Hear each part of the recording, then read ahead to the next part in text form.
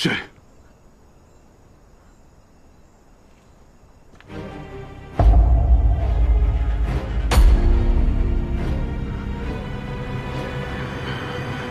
叶平安，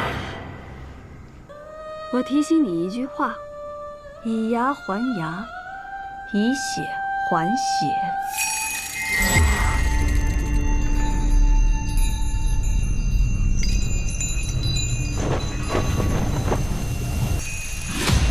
10多年前你欠下的100余条人命，今日也该偿还了。你是谁？你到底是谁？听说你有让人乖乖听话的本事。听说你有让人乖乖听话的本事。你是那个顾姓女孩？不可能！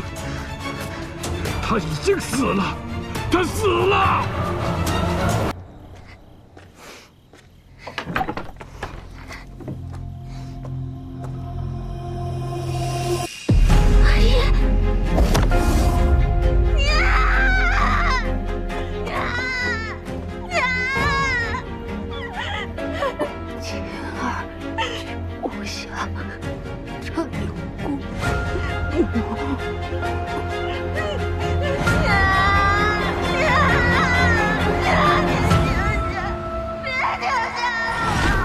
你说的对，顾青死了，永远的死了。现在站在你面前的是叶平安，是一个从阎王殿爬出来的恶鬼。你听，那些冤魂在跟我说话。你别说神弄鬼吓唬我，我不会信的，我不信。他们说要让你好好活着，每晚你入睡就会去梦中找你，早上醒来你就会生一个脓疮，直到你浑身溃烂，遍体流脓，一块好皮都没有。别说了，别说了，你住口！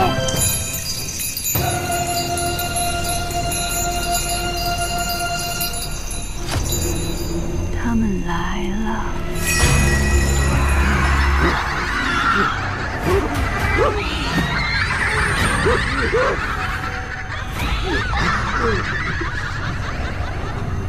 栋梁，你还我一家老小的命来！还来！天神，不能怪我，是你咬着我们不放，是你！栋梁，那些戴着面具的显贵都是谁？栽赃灭口是你自己的主意，还是有人指使？主意不是我出的，是他，是他，是他让我做的。他是谁？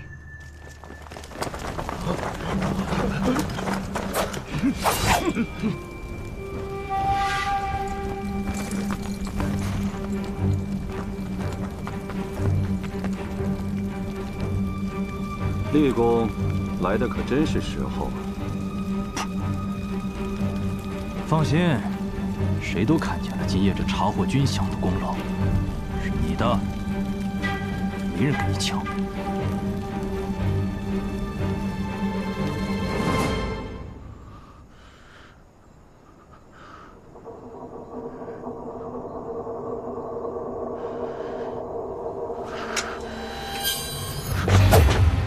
老子不怕！你们死前是老子的刀下鬼，死了也叫你们魂飞魄散！杀了你！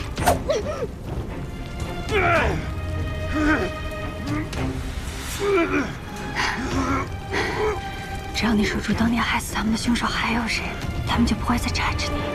你是罪人，你也要下地狱！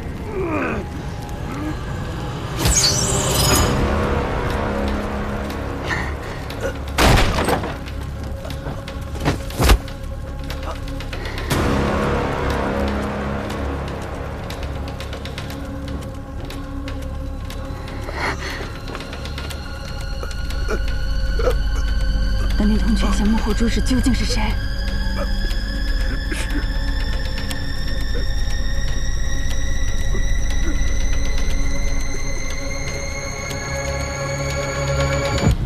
好，我知道了。文宇，跟我来。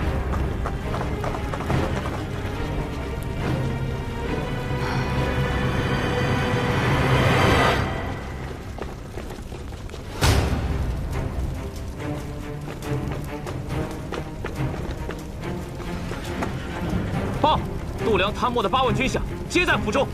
好，度量借户部之权，监守自盗。此案除他之外，还另有人参与。有人举告，此案中叶平安有偷运军饷的嫌疑。来人，将他拿下。是。我自己走。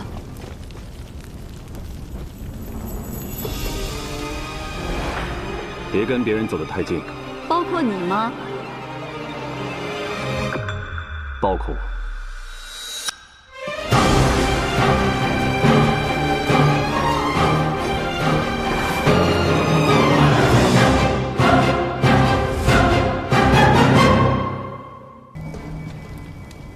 用刑是门技艺，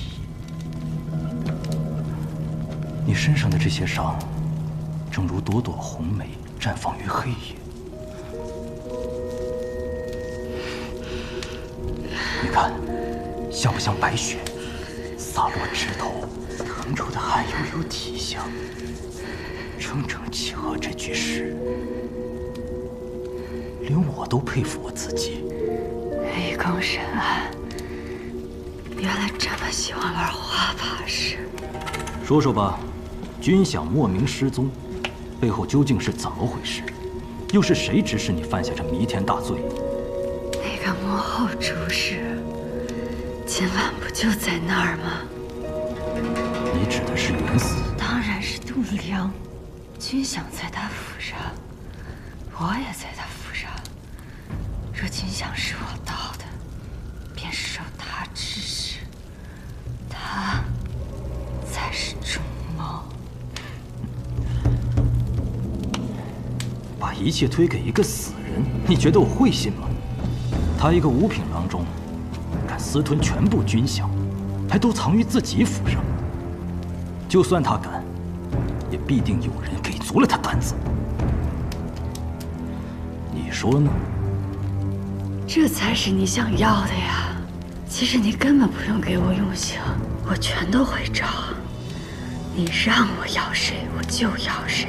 将军、尚书、宰相，是不轻不重的小罪，还是灭族大罪，我都签字画押。你听，刚到亥时，你这副模样，多败兴！我可是为你准备了漫漫长夜，我心想出了很多种刑法，都还没有叫人试过。金汤刑、蛇海刑、骨笛刑，没有刑法，公子就出不来。你看，世事办过那么多案子，是哪种人士最让你兴致高昂？我猜是高官贵胄，看着他们从高胆被折进明朝，尊严一天天被你撕碎，这种反差才最让你快活，对吧？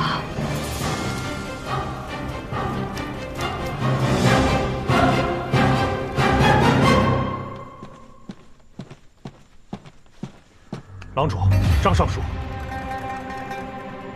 说吧，今夜是何情形？是。今夜袁嗣成带人进入度量府中，搜出了丢失的军饷。度量因贪墨军饷，现已伏诛。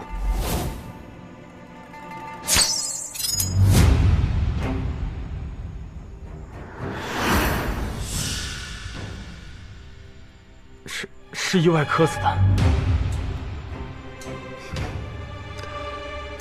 哎呀，张尚书，我看程慧也算是屈才了。你那刑部不是还缺人手吗？多谢郎主，小人没齿难忘。你妹妹还有你老母亲，我也会让人好生安置的。多谢郎主。起来吧。是。还有那个叶平安，也已被厉郡押入大牢，正在连夜审问了。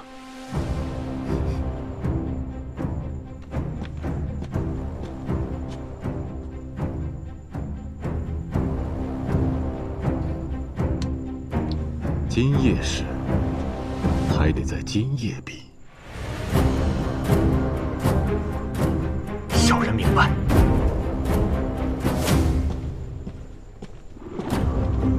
此等大案，刑部需要拟个奏章报进宫里，也得明日了。海尚书，告辞。不送了。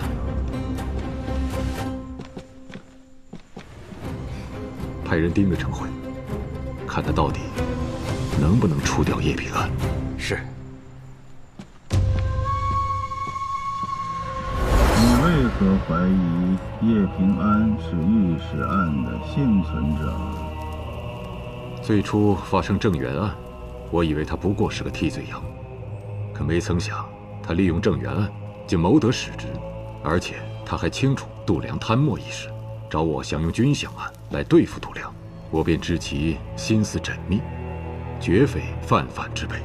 先前家母寿宴设计御史案的那位前来贺寿，他妾室手臂上的那个7叶昙花烙印，让嫣儿呆呆看了许久。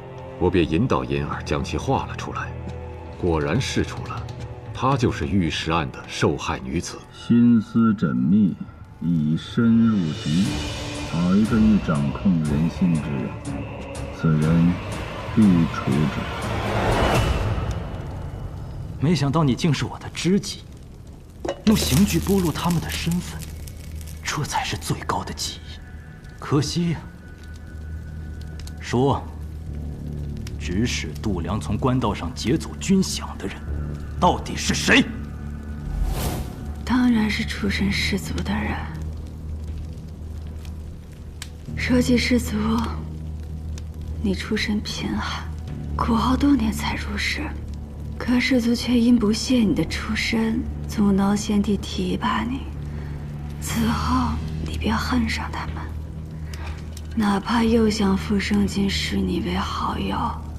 你却仍将他拖入万劫不复之地。好友，他傅生君高高在上，骨子里只是把我看作玩物。你们所有人都把我视作疯狗，但我这条疯狗，把圣上铲除了多少障碍？我做的不对吗？那你为什么要杀那个发病的百姓？你手上沾染了多少底层人的血？哼，你是想说你我都同出身底层，本是同根生，相煎何太急？可惜你那巧舌在我这儿不管用了。每次行训时，最让你索然无味的，便是人死的那一刻，不再动弹挣扎。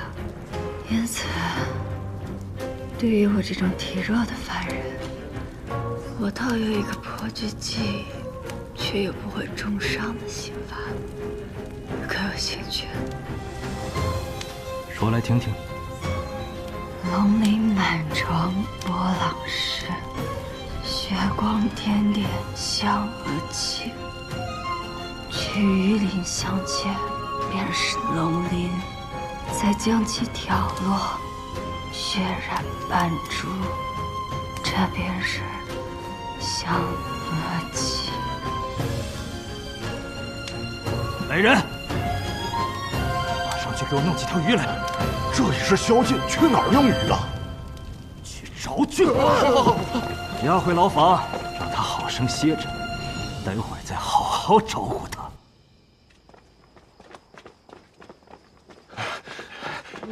这都什么时辰，咱去哪儿找鱼去？他折腾犯人就算了，还折腾我们。哎呀，就是。鱼，平安是想告诉我们什么？鱼离不开水，是指有水的地方。平安能传递的消息极有限，所以应该是最具体的地点。那就是黑市。没错，能在宵禁之后买到鱼的，只有黑市。我明白平安的意思了，我们得赶紧过去。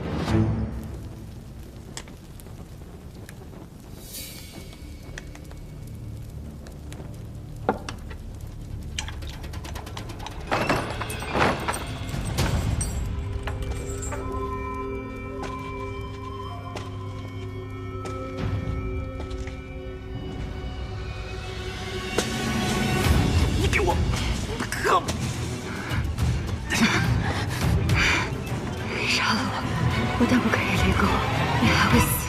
你在跟我鬼扯什么啊？度娘死前告诉我一个秘密，你不也看到了吗？这对你背后之人很重要。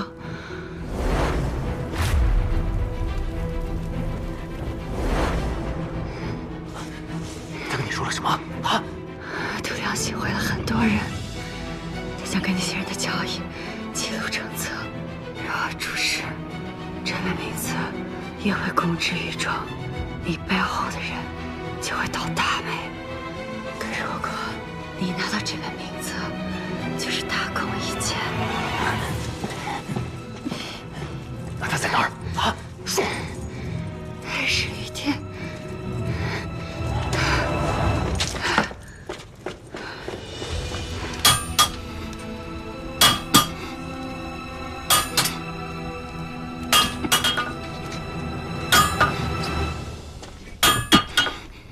少成啊，你这是？我阿爷以前就是铁匠，什么破铜烂铁，在他的榔头下都能变废为宝。你想打个什么呀？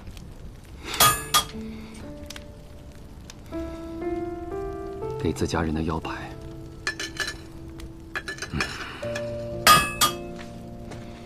心里装着太多事，会把自己压垮，不是光靠对着铜铁敲敲打打就能够发泄得了的。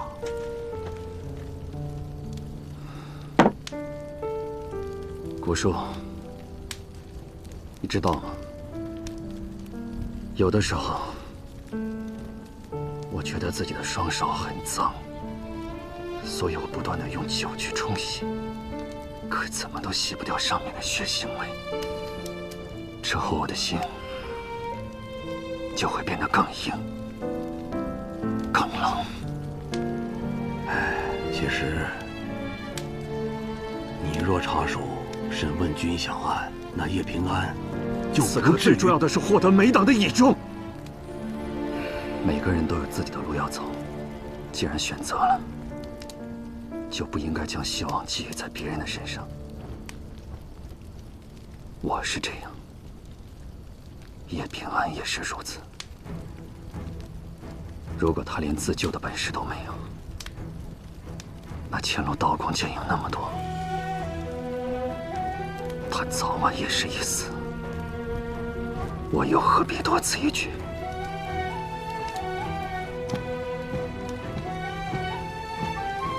有人要杀你，为什么？因为度娘死前告诉我有本行贿的名册藏在黑市。失忆时，与其为难我这个无足轻重之人，不如顺水推舟，跟着要杀我的人，挖出藏在背后的氏族高官，这样你就能获得更大的功劳。你们就站在这里看着他，一步也别动。是。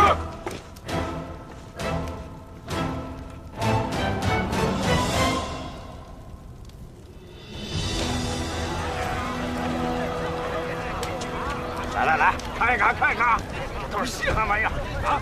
随便看。来看看吧。哎，别走啊！哎，看看，都是好东西啊。见不着。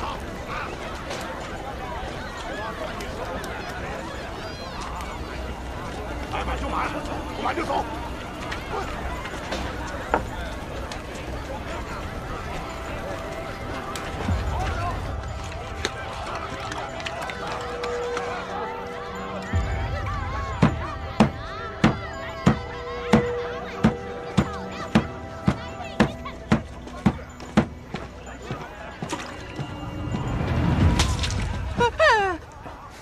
老板，来买鱼的吗？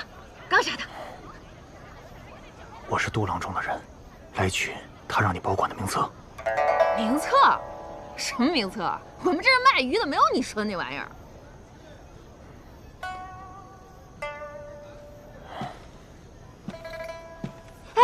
哎，老板，我想起来了，好像是有个杜老板，在我们这儿存过一个，那叫什么铜轴。是你说的那玩意儿吗？啊，对，铜轴就是名册，给我。那得要寄存者的手牌才能拿，你有手牌吗？我有，稍等。你早说嘛！把铜轴给我。别上当啊！快给我！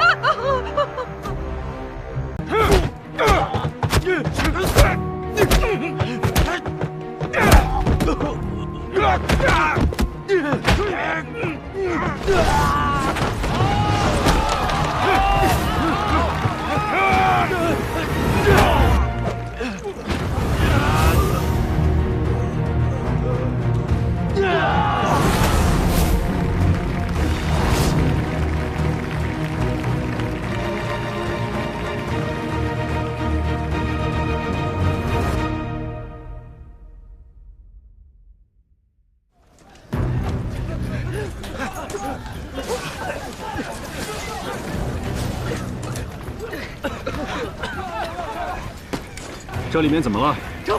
账房走水了，快救火！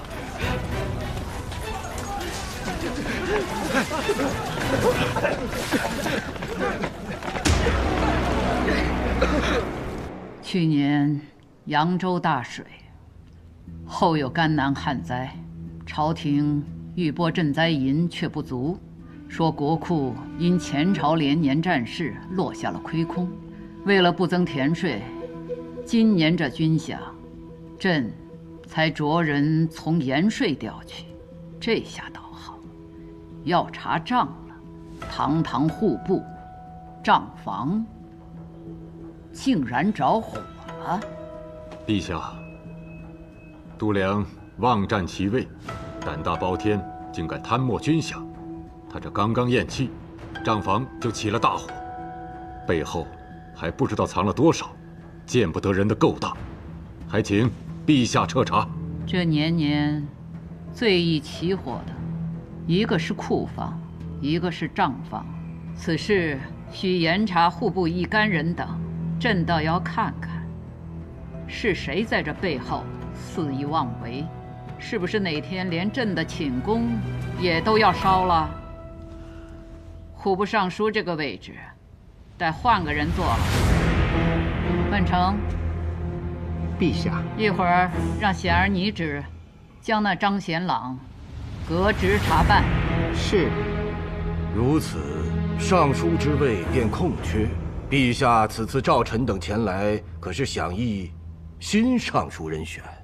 海清，陛下，你是吏部尚书，你心中可有合适的人选？江州刺史薛仲山为官清廉，治下江州更是3年纳税居首，臣举荐他任户部尚书一职。李老，你呢？海公所说的薛仲山是有些本事，但要说清廉，怕不见得。据我所知，他自己已养了5房外室了，纳税虽然居首，但今年江州的流民反倒比去年更多了。李老，要说流民，何处没有啊？薛仲山的才干那是当之无愧。只论才干，不论德行，这怕不是海公的处世之道吧？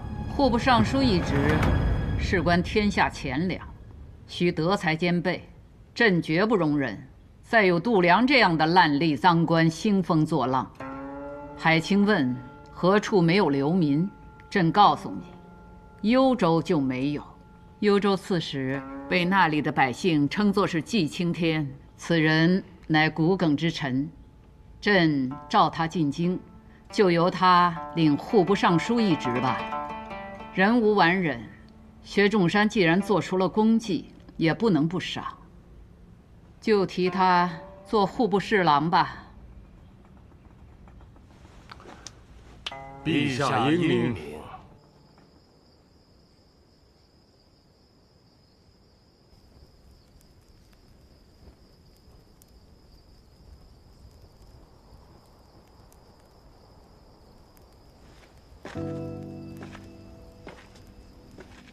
想出是谁指使陈辉暗杀度量，害你入狱了吗？会不会是李氏？毕竟李氏最怕度量供出跟他们有牵扯的人。或许是协助我们布局的海宜平。他？为什么是他？陈辉若是李氏的案子，的确会急于除掉度量，可我的身份并没有暴露，李氏为什么要置我于死地？而海宜平……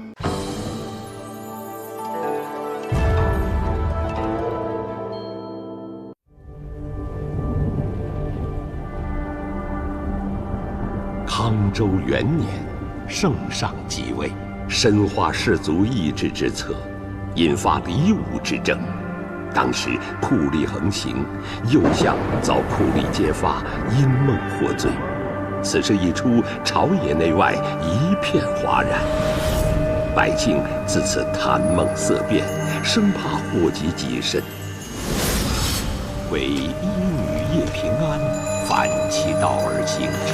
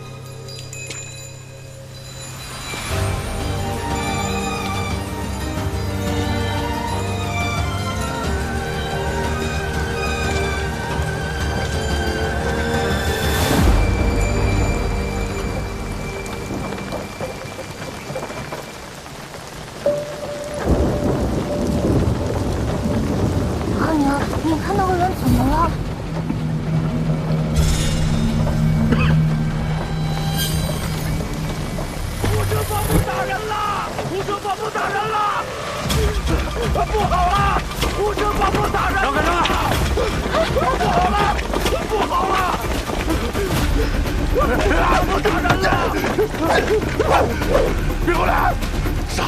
我杀了你们！说，你受何人指派，竟敢当街闹事？我是兵，老子是兵。兵，那就对了。誉王李科起兵犯上，刚被绞杀，此人定是李科的逃逆残兵，将叛贼拿下。是。为兵者，须听令。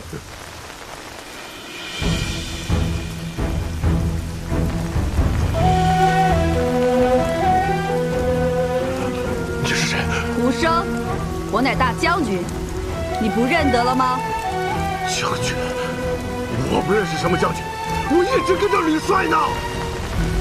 你的吕帅正在跟这些人作战，这些人你总该认识吧？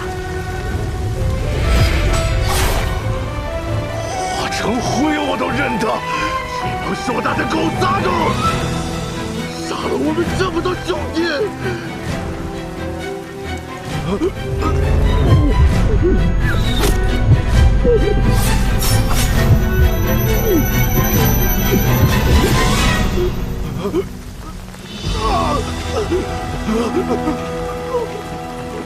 他癔症发作，衍生幻想，但从他言语可以得知，他曾在武将军麾下抵御硕丹，绝非李克叛党。你又是谁？民女新医叶平安，专医心之隐疾。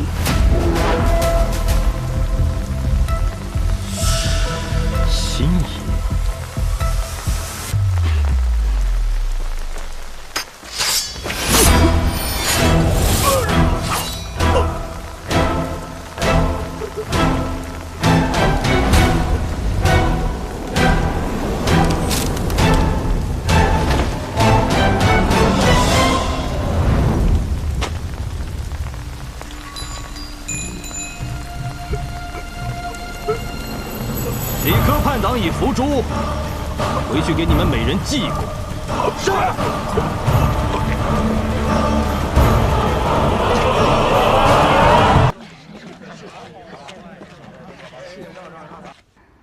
胡生，战后神志受损，受惊后嚎叫、抽搐，一生幻想，将周围人视作敌军，有伤人倾向。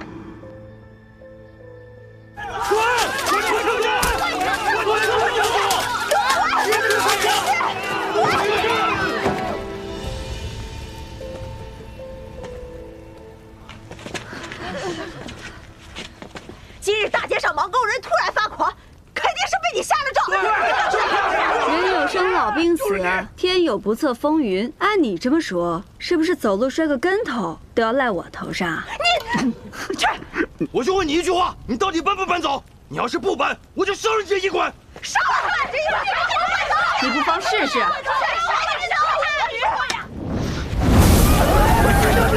胡说！太吓人了！我倒数3声。你们所做过的噩梦，都会应验在自己的身上。3、2。巫女要下咒了，大家快跑！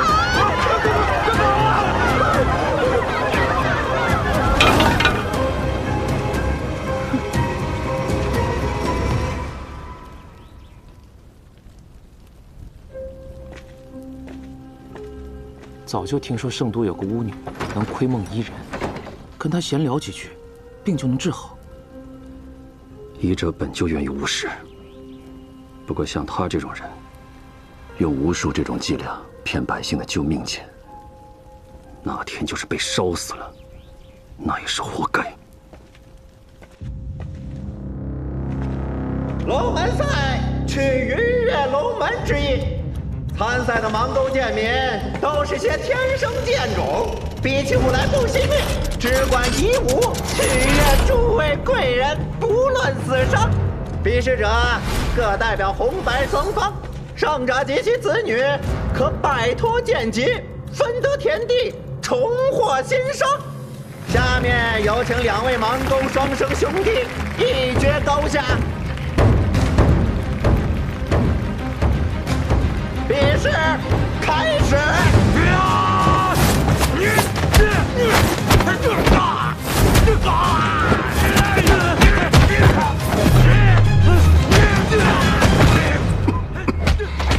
正宫面色不佳，可是那夜不能寐的怪病还没医好。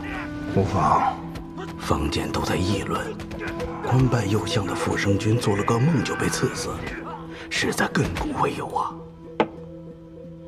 只因做梦，他梦见的可是叛贼李克登上圣上上朝的战鹿殿。此时做这种梦，是狂中狂，忌中忌。哦，下官明白了，这圣上此举，意在杀鸡儆猴。多谢杜公体贴。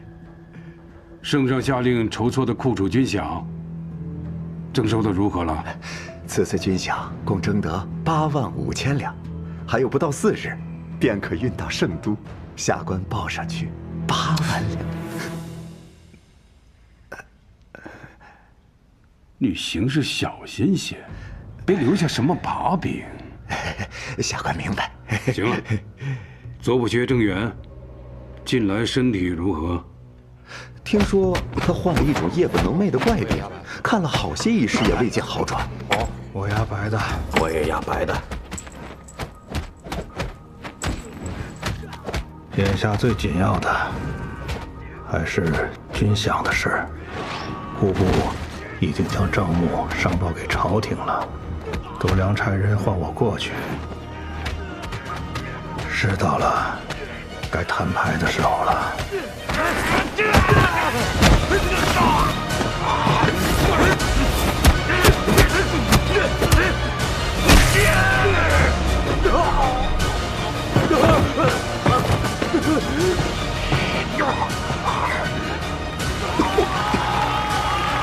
没有个盲狗贱民。哎，还是双生兄弟打得有看头，没打死啊！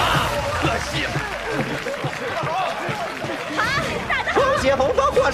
就此脱离剑劫，分得天地。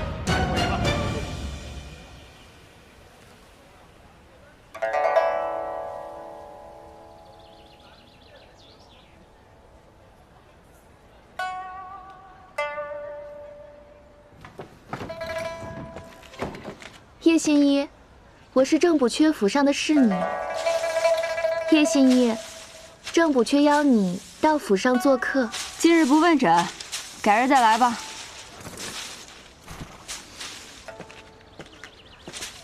叶新一，正补阙邀你到府上做客。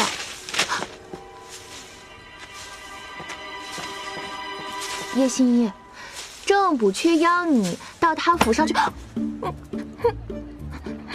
你怎么？哟，原来你这只鹦鹉除了说那几个字，还会说别的呀？都这个时辰了，还要去府上，这价钱嘛……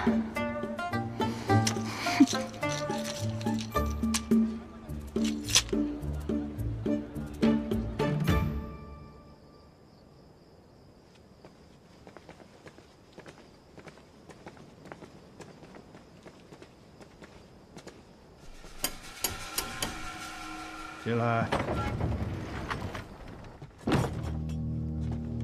郎主，叶新一到了。你要的酒已经备好。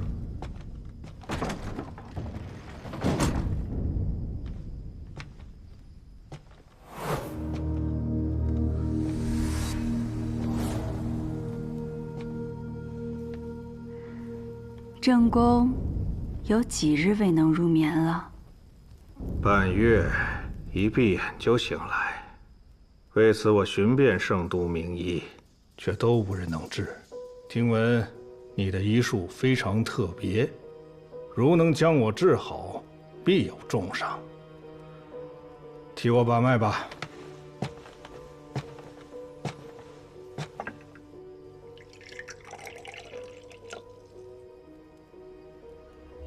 我医病，不观色，不问症，不切脉，只窥梦而已。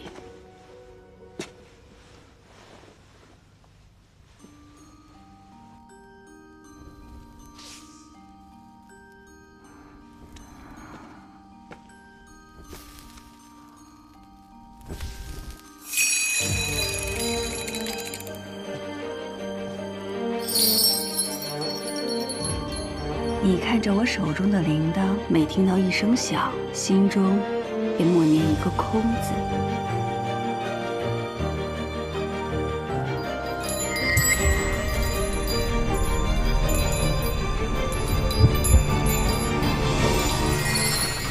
若没有我带你进京，你个小小的试验，怎么能坐到总补阙的位置上？是不是手里有我什么把柄？督公饶命啊！啊！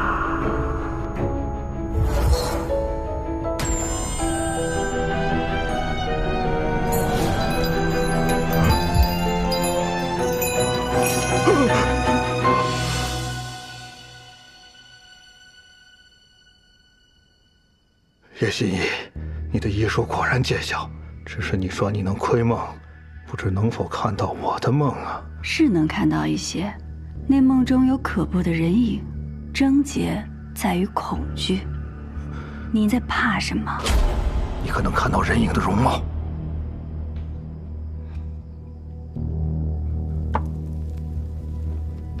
看不清楚，只知道是名女子。若是你能告诉我跟她相关的事情，或许对于你的病症，快说，你还能看到什么？还能看到一张信纸。信纸写了什么？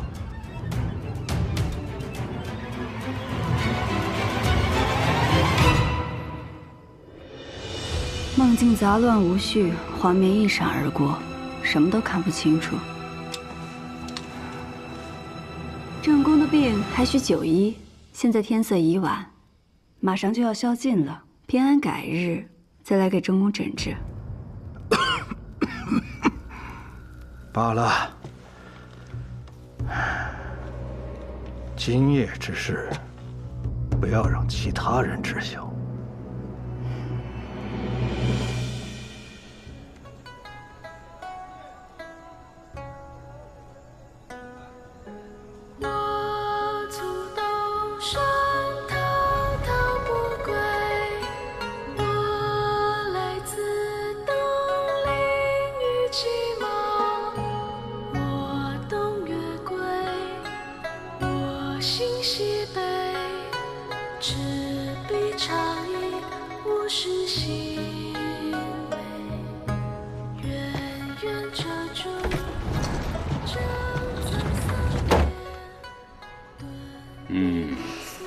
你这万国香不愧是圣都第一酒坊，再满上。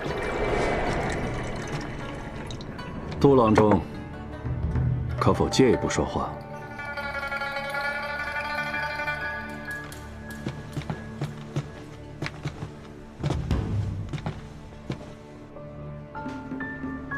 我想跟杜郎中做笔交易。交易？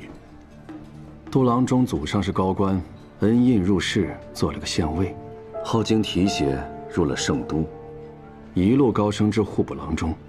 他齐君山有幸拜你做了他的义父，可他赌坊的收入，却只愿分你2成，这岂不可惜？对我了解不少啊。我要是能拿到一台赌坊，我愿意给你4成，并且将收入的账目一并奉上。真是听君一席话，如听屁话。前户部郎中梁俊之出身寒门，妄想与琅琊王氏相争，现在骨灰埋在哪儿无人知道。他出身寒门，你连寒门都不是。芒沟的臭水熏昏了你的头，以为在战场上拿了几个人头就能在这不见刀光的争场上谈生意？你喝完这杯酒，马上从我的眼前消失。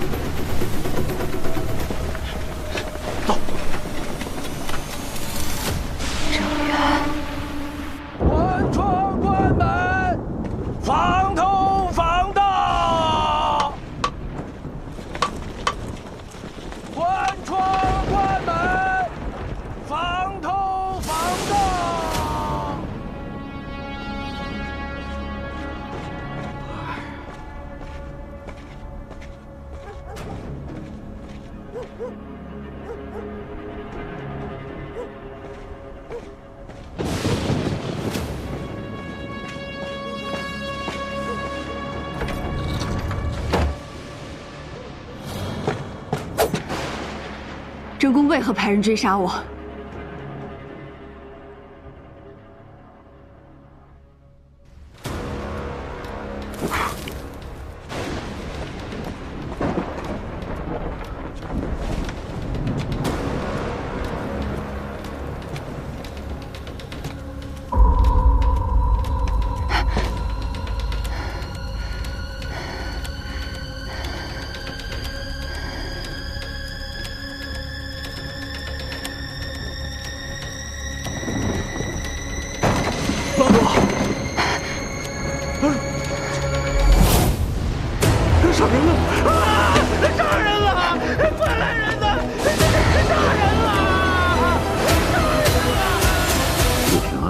这名字有些耳熟，就是那个巫女。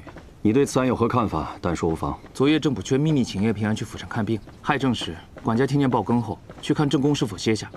正撞见叶平安持刀行凶，案情简单，但我觉得有疑点。哦，什么疑点？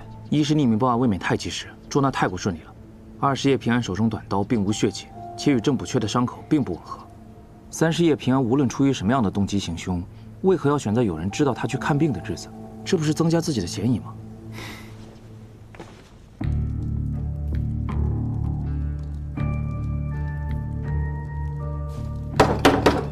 醒醒！哎，醒醒！谁？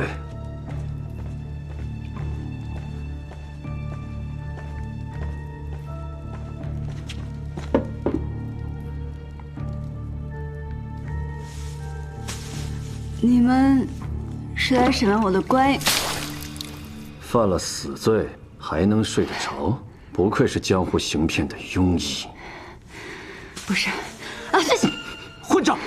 我没有骗人，我是被人追杀才跑到郑补缺府上。我见到他时，他已经死了。这肯定是一个圈套，有人故意嫁祸给我，让我做替罪羊。有理有据。这么说，你是被人陷害？这里面定有阴谋。好，那你不如将昨夜经历的一字不差的全部写下来，如何？好。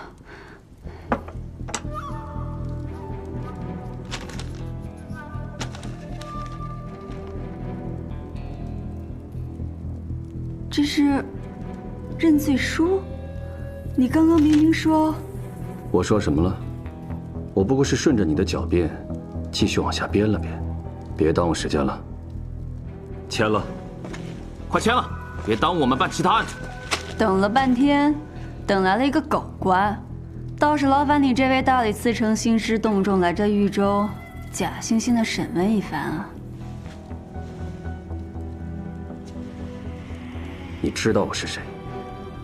有人说你袁嗣成独善其身，从不拉帮结派；又有人说你为人残忍，手段狠辣。你出身芒沟，本无机会出人头地，可后来却凭借着战功当了个小官，后又拼命争功得到提拔，这才有了现在这副狗官模样。你文宇。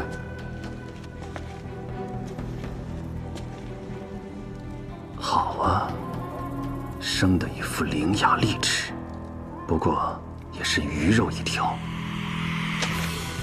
这个认罪书你签与不签没有区别，有人会替你完成的。是吗？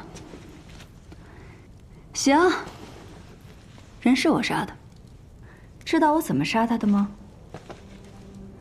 我盯着他的眼睛，施展我的巫术，让他自己摸了自己的脖子，就像现在我盯着你这样。巫术也好，骗术也罢，你觉得我会在乎吗？你在我眼里已经是个死人了。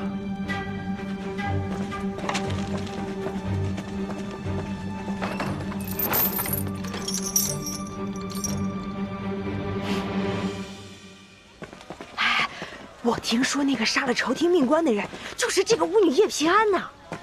有说怎么杀的吗？说是他给人下了咒。哎，快来快来！我知道了，打听到了吗？可不是下咒这么简单，是梦。那个梦啊，会引人入眠，窥人梦境。是。听说那个巫女可以钻进你的脑袋，一旦你做梦，她就会在你的梦里变成鬼。那郑补缺就是这么活生生被吓死的。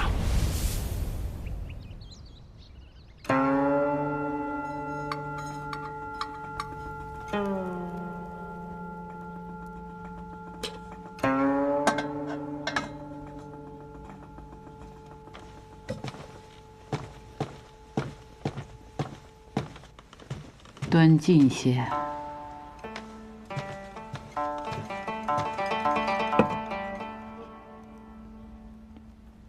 负贼之梦方毕，朕又听闻一梦。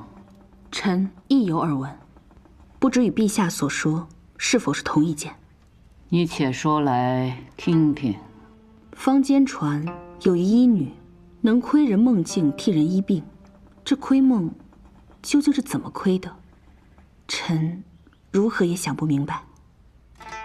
说下去，这医女胆大包天，竟敢谋害忠君为国的郑补阙，定有人恨不得将她速速定罪。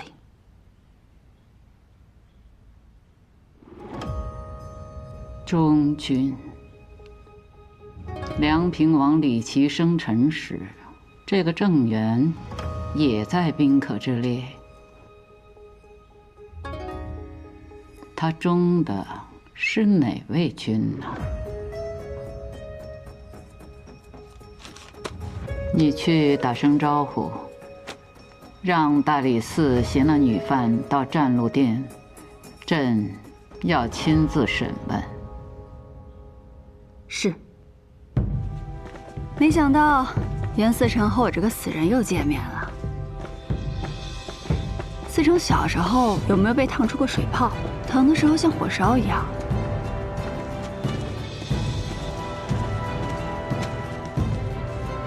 参见陛下。听闻他能入梦杀人，可有此事？此女靠骗术行医，所谓入梦一说，不过是百姓受到了蒙骗，以讹传讹罢了。正宫一案，此女是用短刀行刺，现如今人证物证俱全，她抵赖不得。陛下，袁思成所言绝非事实。民女虽不能入梦，却能窥梦。民女看到梦中令郑补阙恐惧之人，此人才是凶手。若陛下给民女一个机会，民女可找到此凶手，并查出他杀害郑补阙的证据，以还民女一个清白。陛下，此女一派胡言，她口中的窥梦，无非是信口雌黄。请陛下准许，借民女最不相信窥梦之术的袁思成一用。元清，你就配合一下。是。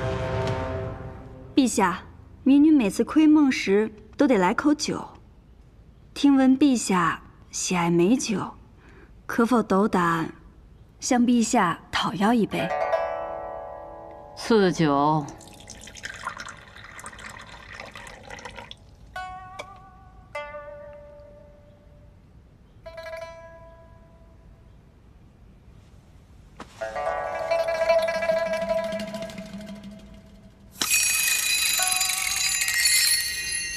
袁思成心智坚韧，但当我提到不要想到火，你脑海中是不是依然会有火焰浮现？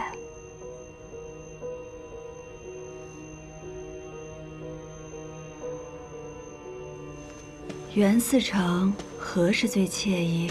让我猜猜。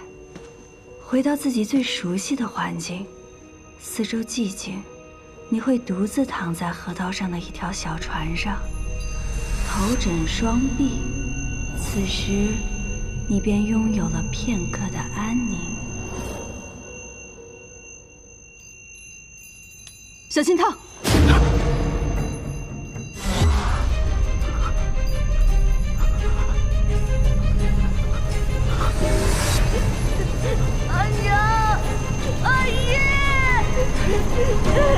少神，阿爷，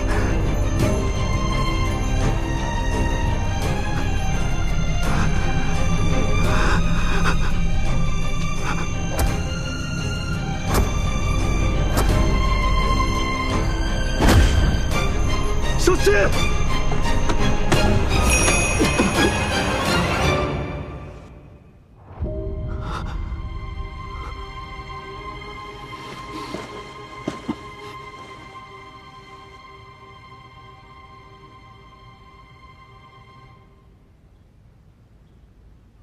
说说吧，刚才元清为何有那种举动？你看到了他什么心思？回陛下，是恨。民女看到了浓烈的恨意。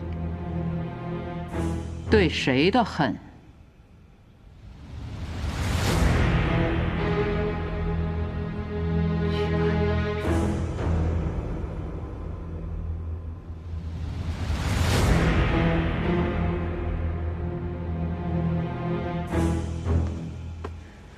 袁思成的恨来自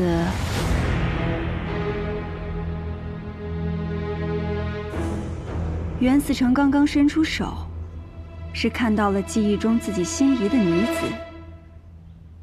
他张开双臂欲抱时，突然冲出2个孩童，口喊阿耶。袁思成方知此女已嫁作他人妇，难怪袁思成如今如此冷酷无情。这么大岁数了，也还未娶妻，倒也在情理之中了。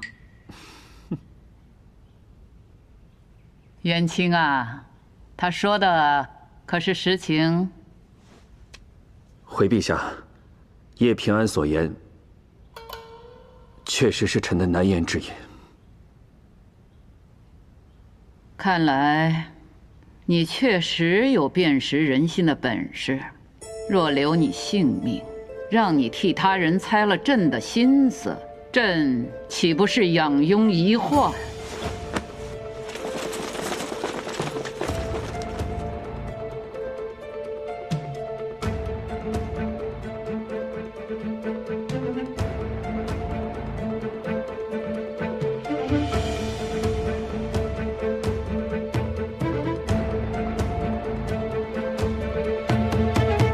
然上苍有好生之德，朕倒要看看你能不能先救得下你自己。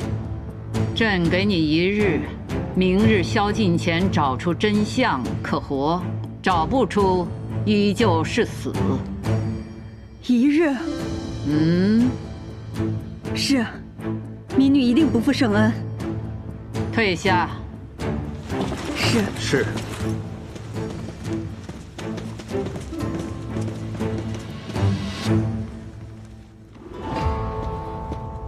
陛下，此女窥梦之术虽不似传闻中那般神乎其神，但也确实令人惊叹。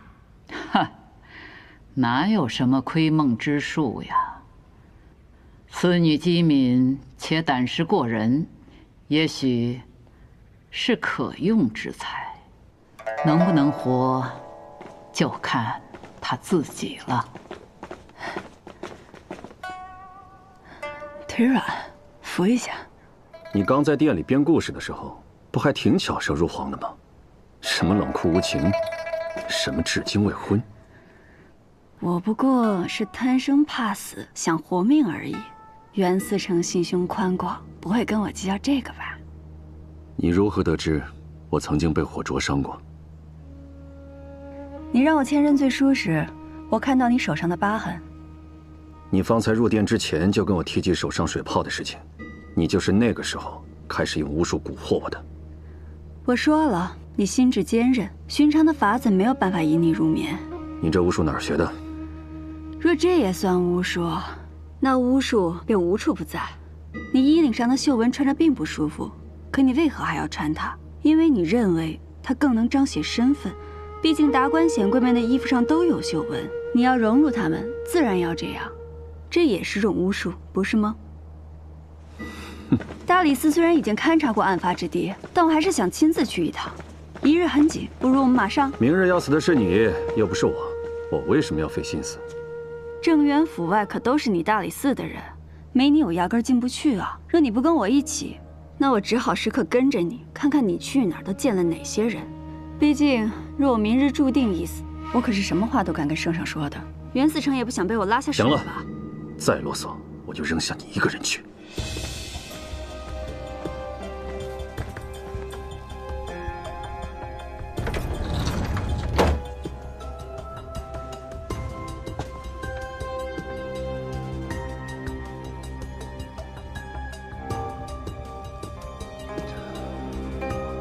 既然仵作已经验过尸体，必然能推算出郑补阙遇害的时辰，而那时我根本不在他府上。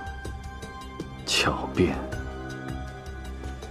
尸体没有挪动的痕迹，凶手很有可能是突然出现在他身后，趁其不备，一刀割喉。你的话佐证了你行凶之时。敢问袁思成，大理寺都提审过哪些人？车夫、管家，这些人皆可证明当夜你从未离府。那他们的证词是什么？你在害出宵禁入府，府中之人都听到更夫是在害朕报时，你恰巧用这半个时辰，在府中行凶作案。不对，正因为马上要宵禁了，我才匆忙离府归家。回到家后又看了会儿医册，然后被人追杀，又回到了郑不缺府上。怎么算都过了1个时辰，应该是子初才对。说的有模有样啊，因为你根本没走，否则这半个时辰怎么会凭空消失？少了半个时辰，怎么做到的？袁思成可提审过昨夜的更夫？审不审问又何妨？这已改变不了你行凶之时。尊贵的袁思成，你就不能从凶手不是我推1次案吗？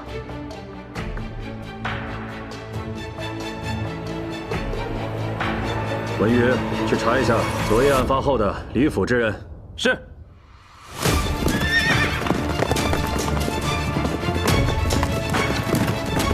司城，撤！经查，昨夜离开郑元府的有2人，家仆萧全已死在郊外，侍女心儿不知所踪，只知她颈上有块梅花状胎记。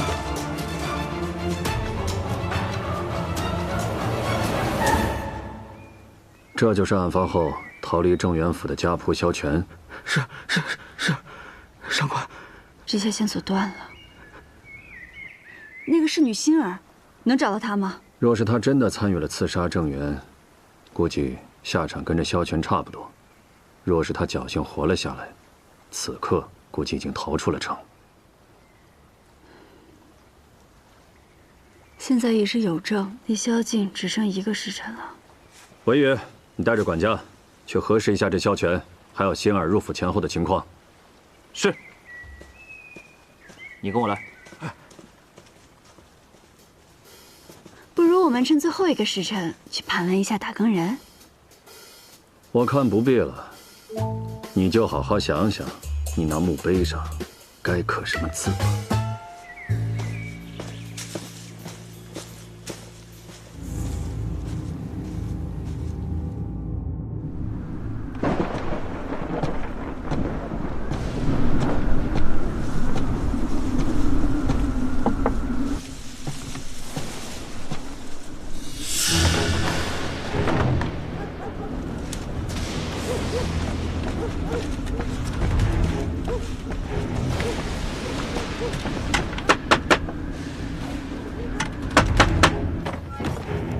司城，曾宣求见。曾公，这么晚前来，所为何事啊？司城且看。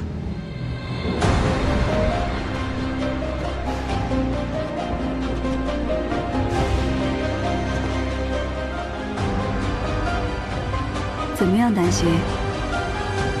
有趣吗？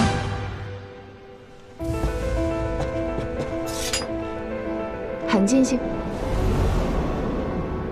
我按你的安排，混进郑元府1年多，总算取得他的信任。3年前，我看到郑元收到度量贪墨的密信，便连夜给度量传信，让度量知道郑元拿到了他贪污的罪证，成功离间了他，并且特意加重了让郑元失眠的药粉。等你去他的必经之路上引起他的注意后，民女心医叶平安，专医心之隐疾，顺势引导他来找你看病，同时让度量的暗桩发现。郑元被灭口后，如你所料，你成了度量眼中最合适的替罪羊。你可以赎罪了。我按计划变换身份四处散播关于你的谣言，终于引来圣上的召见。圣上宣召！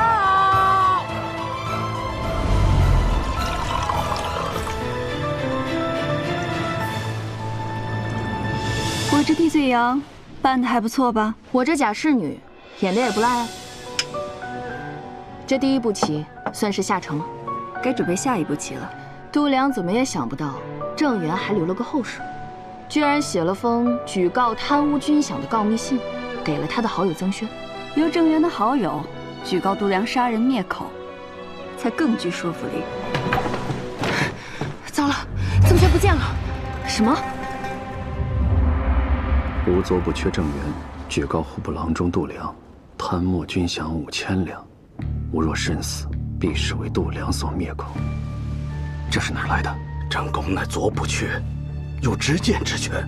得知度良贪墨后，本想上告圣上，谁知道度良先一步找到了郑公试探。郑公察觉度良可能知晓了此事。曾轩，收好这封举告信。你怕度良会杀你？可你毕竟是朝廷命官，他胆子再大。你不了解他的狠辣。多年以前，我做过他的师爷。若我有事，你便将他交给你信任的人。为何现在才拿出来？我一个无权闲官，无法直接见到圣上。又听说抓了个女凶手，更不敢轻易拿出来。我知道你与度良并无利益牵扯，现在此案重新调查，我才敢露面。有人看见你来我这里吗？没有。方才我一出府，便察觉有人跟踪，急忙想法子甩掉了，才敢过来。曾公，跟您说句实话，我不仅与度良没有利益上的牵扯，且私怨颇深。此事，你是找对人了。今夜，你先行在我府上休息，明日一早，我便带你入宫面圣。好，好。